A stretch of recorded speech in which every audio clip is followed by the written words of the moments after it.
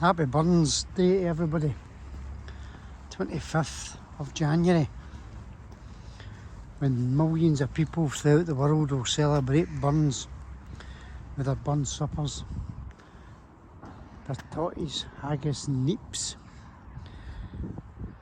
They'll address the haggis and have a good scoff. I'm up in Callander.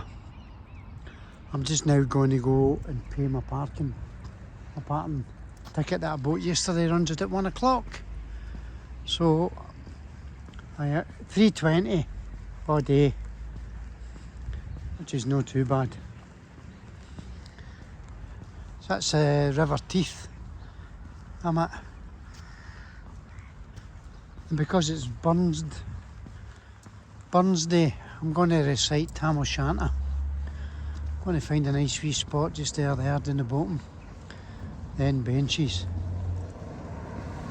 And I'm going to recite Shanter. They used to do it at the mess. Every burn supper, Robert's bust would come out. Andy Miller would do something, I would do something. Mine was always Shanter. Took me years to learn it. I've not done it for a while. But I thought since I'm out and about on my lonesome, I would give it a crack. It's a nice spot just to sit, watch the world go by. He was born on this day in 1759. He died in Dumfries, the 21st of July, 1796, aged 37. And in 37 years he achieved something. With Scots with hay. Anybody can write a poem for a moose. Of course he done Auld Lang Syne, which we sing every New Year. Or hot ons. Tell your neighbour he's brilliant. And we sing Auld Lang Syne. Oh, take that wee 20. And of course he done Shanter. Get my ticket. There we go. And his most famous one, Shanter. Whereas he had to come up with a story to tell his wife, Teith. Because every Sunday we go to the boozers with his mates and Jean and get bloated after going to the kirk. And his wife get pissed off with it. Gave him his warning, a yellow card. Unusual. I'll not do it again. I'll not do it, you're alright. Following Sunday, he's bloated. And he's lost a bet with his mates and they've cut the tail off his horse, Meg. And then he's going to get home and give his wife a story. So he came up with Shanter. There's snow up in them hills. So I'll find somewhere and recite Shanter, so bear with me. Happy Burns supper, Burns Day, whatever you're doing.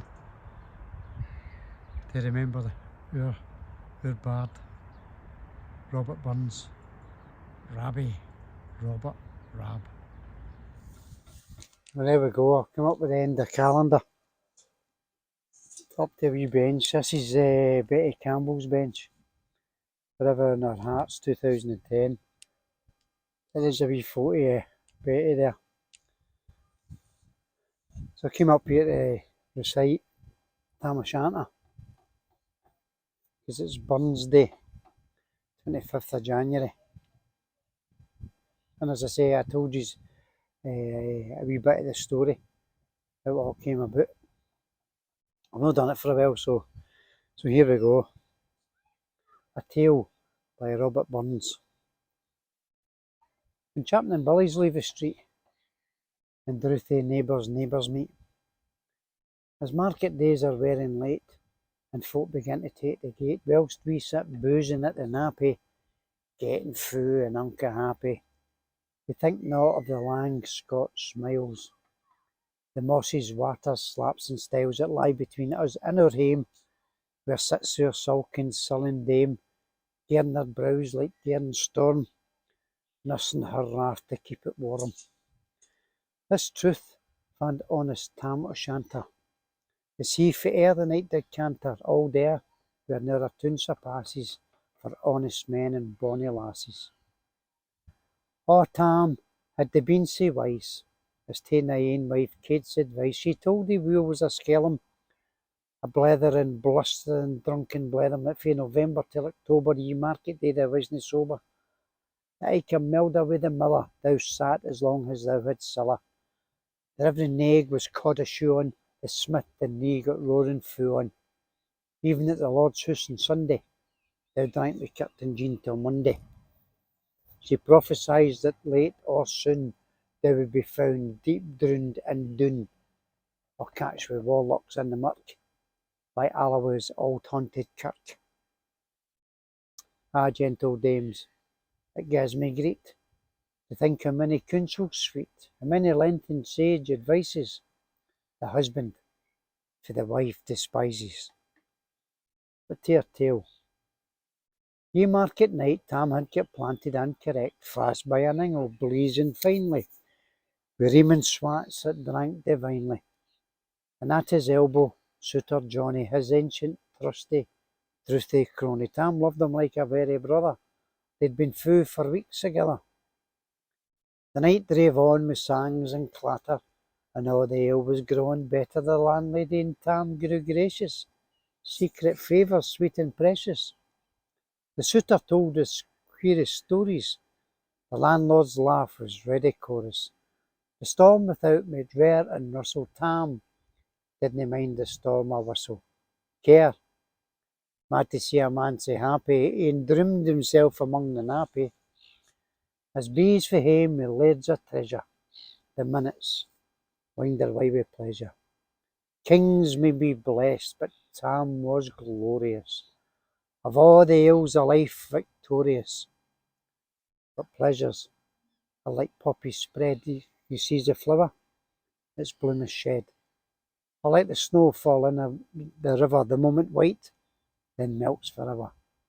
Or like the borealis race that flip ere you can point their place. Or like the rainbow's lovely form, vanishing amidst the storm. Nae man can tether time nor tide. The hour approaches, Tam mun ride. That hour o' night, black earth's the keystane.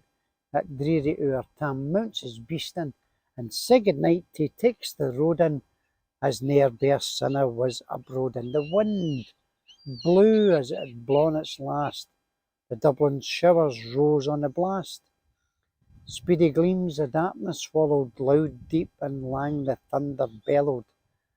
That night a child might understand. The deil had business on his hand. Well mounted on his grey mare Meg, a better never lifted leg, Tam skelped on through Dublin mire, despising wind and rain and fire, whilst holding fast his good blue bonnet, whilst crooning o'er an old Scots sonnet, whilst gluing round with prudent cares, lest boggles catch him unawares. Kirk Alloway was drawing nigh, where ghasts and hoolits nightly cry. By this time he was crossed the ford, wherein the snow the chapman smurred, and past the bucks and meikle stane, where drunken Charlie Brecksneck ben, and through the winds and by the cairn, where hunters found the murdered bairn, and near the thorn upin the well, where Mungo's mother hanged hersel. Before him, Doon pours all his floods, the Dublin storm roars through the woods, the lightnings flash fae pole to pole, near and more near the thunders roll, when, glimmering through the groaning trees, Kirk Alloway seemed in a breeze. Through Oot&aboot the beams were glancing, and loud resounded myth and dancing. Inspiring bold John Barleycorn, what dangers thou canst make a scorn, with tippenny we fear nae evil, we Oot&aboot, we'll face the devil. The swat say reamed and Tammy's noddle, fair play ye couldna deal's a boddle. But Maggie stood, right here astonished till, by the hand and heel admonished she ventured forward on the licht.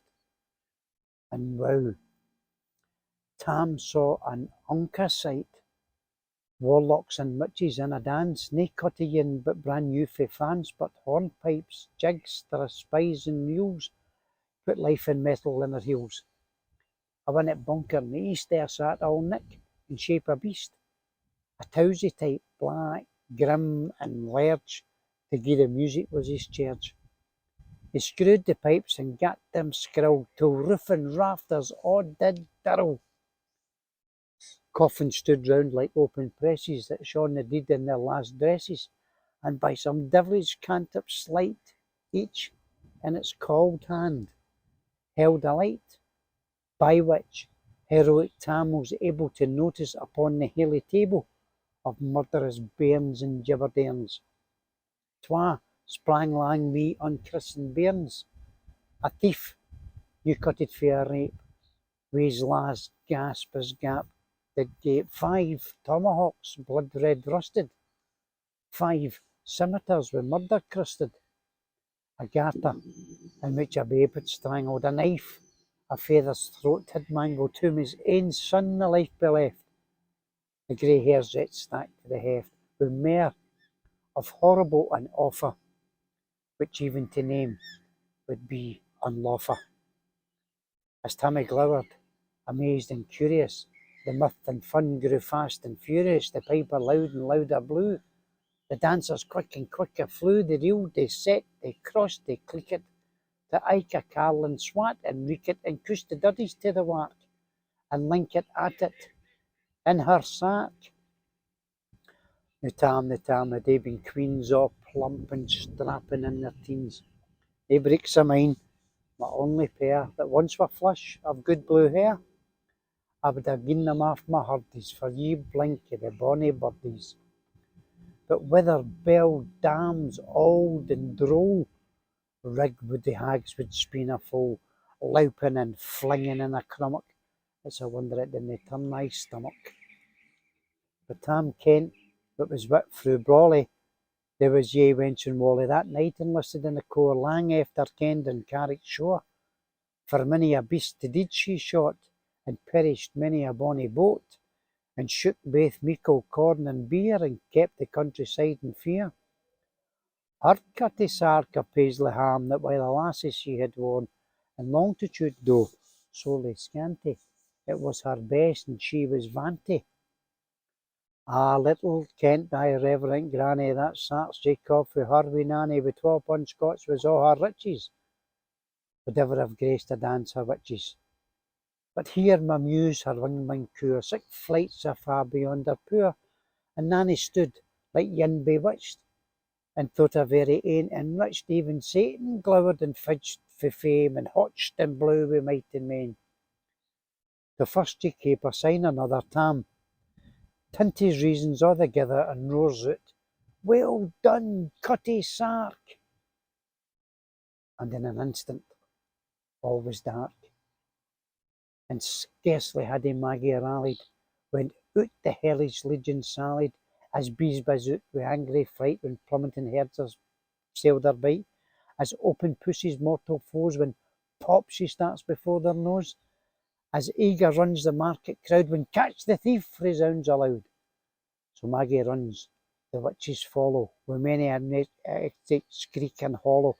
Ah Tam, now get thy fern, in hell they'll roast you like a hern.